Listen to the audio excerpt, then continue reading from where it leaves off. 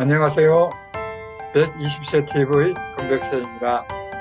오늘 이야기는 비트코인의 탄생 배경에 대한 이야기입니다. 2025년 10월 27일부터 11일까지 경주에서 아시아 태평양 경제협력체, 즉 APEC이 열렸습니다. 그 부속 행사의 하나로 29일에는 엔비디아의 최고 경영자 젠슨 황을 비롯한 글로벌 주요 기업인 1,700여 명이 한자리에 모여서 교류의 장을 마련하였습니다. 이 모임에서 디지털 자산을 주제로 한 무대 행사를 열었습니다. 이런 큰 모임에서 디지털 자산이 주제로 선정된 것은 처음이 아닌가 싶어요. 디지털 자산이 조선, 인공지능과 함께 세계 경제의 핵심 의지라는 사실을 공식화한 셈입니다. 그래서 우리 시니어들도 새로운 기술이나 발상들이 세상에 출현했을 때 그것을 외면하기보다는 적극적으로 관심을 가져야 한다는 생각에 요즘 제가 공부하고 있는 비트코인에 대한 내용에 대해 공유하기로 했습니다. 이 내용은 비트코인의 창시자 사토시 나카모토가 쓰고 필레온 바키우스가 해설한 비트코인의 백서라는 책을 근거로 제작하였음을 말씀드립니다. 우리는 은행이 망해도 세금으로 살려낸다 라는 것을 2008년 세계 금융 시스템이 붕괴하여 경제 위기가 왔을 때 우리가 목격한 현실입니다. 여러분은 은행을 얼마나 믿으십니까? 저도 은행을 38년 다녔지만 IMF 이전까지는 은행이 망한다는 생각을 해본 적이 없었습니다. 그러나 IMF와 금융위기를 겪으면서 은행도 망한다는 것을 경험하였습니다. 2007년 미국 주택 가격이 폭락하였고 그 여파로 2008년 9월 미국 대형 투자 은행인 리먼 브러더스, 우리가 리먼 브러더스 많이 들어보셨지 않습니까?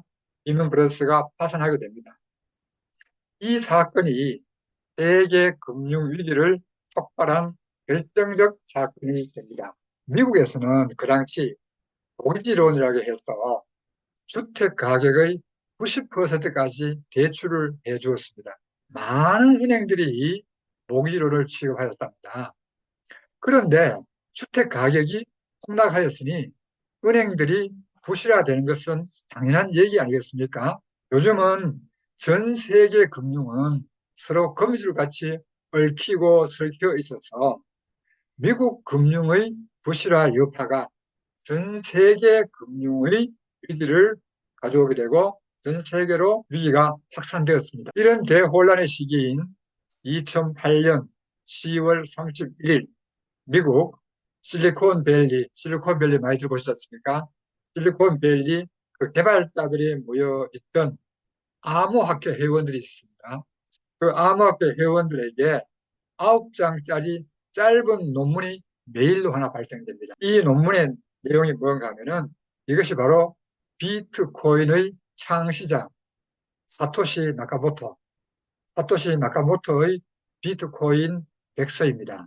우리가 보통 백서라고 하면 뭐 이렇게 알릴 때 주인 백 이렇게 하지 않습니까? 마찬가지로 비트코인이 발표될 때도 거기에 대해서 어떤 기술이나 어떤 내용을 설명하는 문서라는 의미이죠.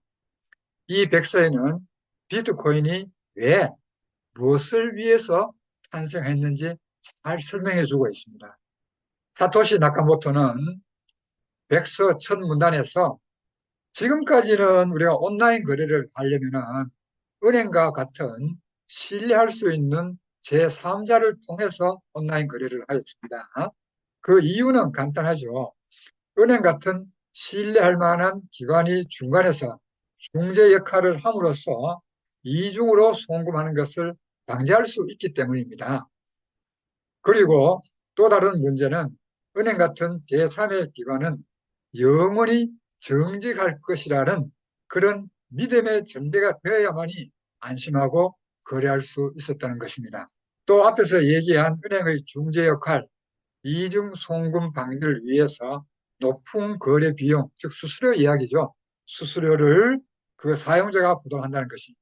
이와 같은 모든 시스템은 신뢰를 통해 그 시스템이 유지가 되는데, 리먼 브러더스 사건으로 인해서 전 금융, 세계 금융이 붕괴가 되어버리면서 그 신뢰성이 와르르 무너지게 되는 것이죠. 이렇게 됨으로써 모든 것이 파국을 맞이할 수 있다고 사토시 나카모토는 엑세에 지적을 하고 있습니다. 그래서 사토시 나카모토는 신뢰하는 제3의 기관을 거치지 않고 개인 대 개인, 개인 대 개인 전자화폐 시스템을 만들어야 되겠다고 생각하고 그 내용을 발표한 곳이 비트코인 백서가 되겠습니다. 비트코인 백서가 2008년 10월 31일 세상에 공개된 후 2개월 후 첫 비트코인이 2009년 1월 3일 세상에 탄생되게 됩니다. 비트코인이 세상에 탄생했다고 하니 우리가 상상하는 동전 같은 유형의 물체가 만들어졌다고 생각하는 분이 계신다면 그것은 큰 착각입니다. 비트코인은 블록체인이라는 신기술을 활용한 개인 대 개인 전자화폐 시스템이라고 설명드린 바 있습니다. 즉, 매우 해독하기 어려운 컴퓨터 프로그램이라고 간단하게 이해하시는 것이 좋을 것 같아요. 이 프로그램은 블록체인이라는 신기술을 활용하여 해킹으로부터 보호하도록 설계되어 있는데요. 블록체인 기술에서 블록이라고 하면 개인 간 거래 기록을 담은 상자라고 이해하시면 될 것 같습니다. 이러한 블록체인, 즉 파슬처럼 엮어서 암호화하여 개인 대 개인이 안전하게 거래하도록 하는 것입니다.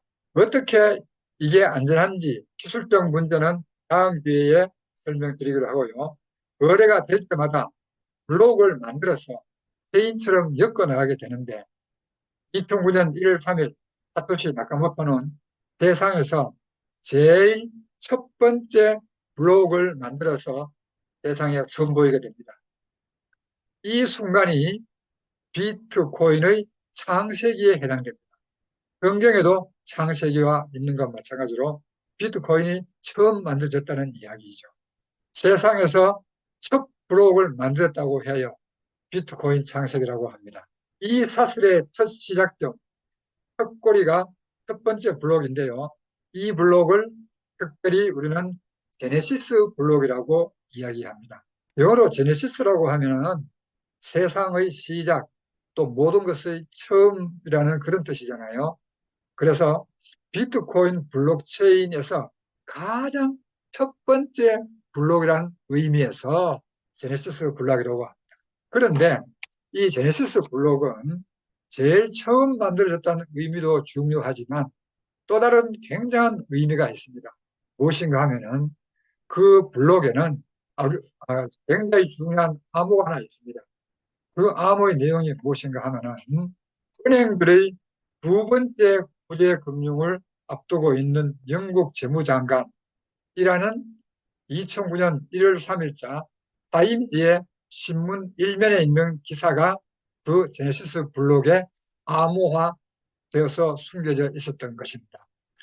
이 신문의 일면 헤드라인 기사 내용이 제네시스 블록체인에 암호화되어 숨겨져 있었다는 것은 또 금융회사가 부실하게 되면은 은행이 구제금융을 준비하고 있다가 그 구제금융으로 은행을 살려주겠다는 내용 아니겠습니까? 이러한 내용으로 미루어보아 비트코인은 우연히 등장한 것이 아니라 공적 작업으로 살려내고 있는 기존 금융 시스템의 부패하고 실패한 시스템에 대한 저항하기 위해서 필연적으로 비트코인이 탄생할 수밖에 없었다는 것을 보여주는 것입니다. 그렇다면 세상 사람들이 비트코인을 어떻게 믿고 개인 대 개인 거래를 할 수 있을까요? 지금까지는 제3기관의 신뢰를 믿고 온라인 거래를 하였지만 비트코인은 개인 대 개인 거래를 암호학적으로 증명하는 것으로 대체합니다. 다시 말하면 이제부터는 사람이나 기관을 믿을 필요 없이 대신 수학적 증명으로 모든 걸 확인할 수 있게 하는 것입니다. 이게 바로 신뢰 대신 증명인 것입니다. 어떻게 증명이 가능하냐 하면 비트코인 거래가 일어날 때마다 그 내용을 전 세계 수많은 컴퓨터들이 함께 검사합니다. 이 거래가 진짜가 맞는지, 또 이 사람에게 그만큼의 비트코인이 있는지 이걸 수학적으로 증명하죠. 즉, 한 사람이 조작할 수 없고 누구나 기록을 열람해 볼 수가 있고 거짓 거래는 자동으로 걸러집니다. 그래서 제3기관의 신뢰를 믿고 온라인 거래를 하는 대신 신뢰 없이도 믿을 수 있는 시스템이 되는 것입니다. 이야기 자꾸 할수록 자꾸 어려워지는데요. 결론은 신기술을 이용해서 내가 하는 거래를 절대 해킹할 수 없도록 거래하는 모든 사람들이 다 보관하고 검사하고 열람함으로써 온라인 거래가 안전하다는 것을 증명한다는 것입니다. 다시 정리하면 비트코인의 진정한 배경은 온라인 거래를 할 때 과거와 같이 특정 중앙기관이 검증하며 제3자에 의존하는 신뢰 기반 시스템이었다면 비트코인은 참여자들에게 분산시키는 것입니다. 기존 금융 시스템을 탈피하자는 것입니다.